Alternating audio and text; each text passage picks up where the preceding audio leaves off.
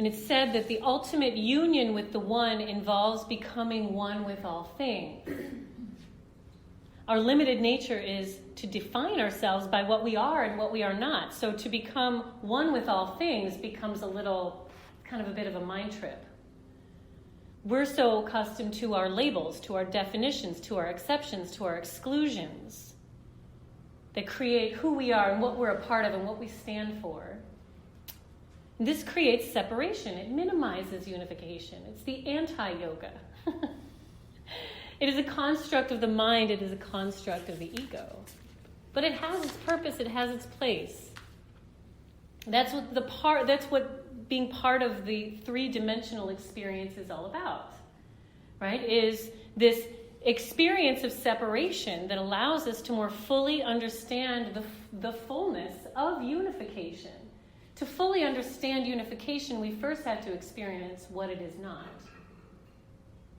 Right? To be able to gain dimension and understanding and perspective. So if we're in a space of consciousness,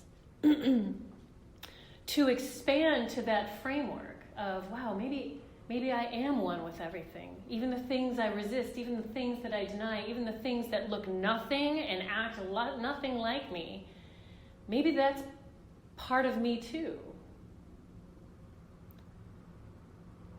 Survival mode will never get us to experiment with that place. So that's where meditation comes in. It rebalances the nervous system, gets us out of the survival mind, clears the first, second, and third chakra of survival-based preoccupation and allows the energy to rise up into the higher centers of consciousness, where the availability of you and me being equal is possible. Transcendence of the limitation of the material world is perceivable. When we can bring ourselves by way of the yogic techniques and technologies, when we can bring ourselves to a place of consciousness, of honest, conscious consideration, that everything and everyone around us is here for the education of our soul. They're part of us.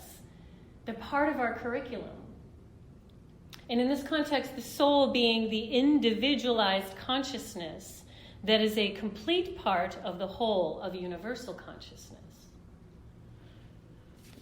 So if everything and everyone around us is here as a divine guiding participator of the whole,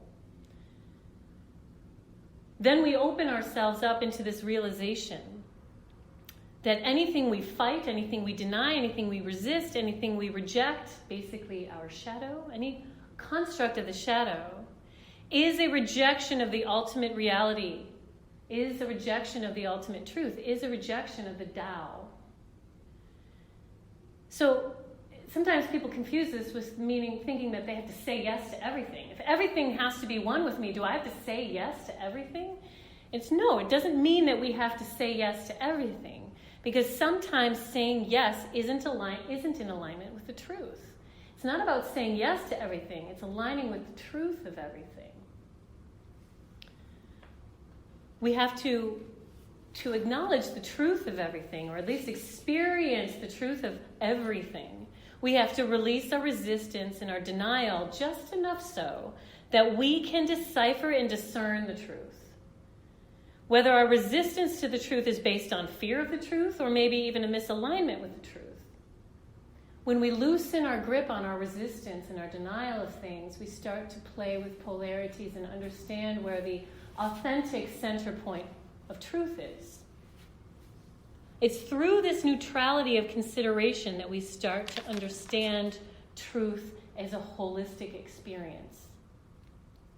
It is an experience, it is a vibration, it is a consciousness. And I think in many cases, most people's understanding of truth is relegated to the very, rigid construct of, is it a lie or is it not a lie?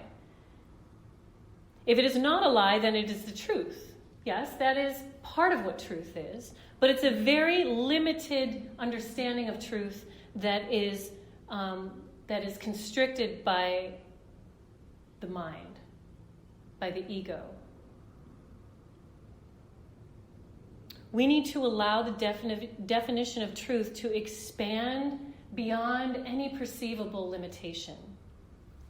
in the context of not only the mind, but also in the experience, the feeling, the vibration, and the understanding, the complete consciousness of truth. When we start to experience the consciousness of truth, then we can start living in our truth, truly guided by God. Right? God is universal truth. When we connect to our individualized truth, we are connected and guided by God. We are at one with the Tao. And this is when we can start to also read the truth in others, or the lack of truth in others. How in alignment are they with their inner being, with the universality? From there, our lives begin to take on new meaning and have more sacredness when we can align with a holistic, universal understanding of truth. We are beginning to abide in truth. We are beginning to merge and unify with the One. And this is what it is to be practicing yoga. Right? It's not just warrior 1 and warrior 2 and handstands and sexy back bends. Right? But that's what society would have you believe. Yoga is coming into the fullness of truth, to surrender, to allow, to let go. And then you will understand the nature as to your resistance when you start to let go. Oh, it's fear. Period. And I've read before many times in this concept of the Aquarian age, or the shifting age of consciousness, right? They say that the Kali Yuga is the age where truth is what you can convince people it is. They can't read it yet. They can't understand it yet. They can't vibrate in reality with truth yet. It's only what you can convince their minds of. So you can say, this will save your life. Buy it. They buy it and they die the next day. They're like, damn, it was a lie. But that's a consumer sales technique, right? It's basically a limited consciousness. You only believe what is true of what people can convince you of. You don't have any inner guidance with truth. The evolving age is where truth is something people can feel and become. There is no deception. There is no misunderstanding. You are unified in truth.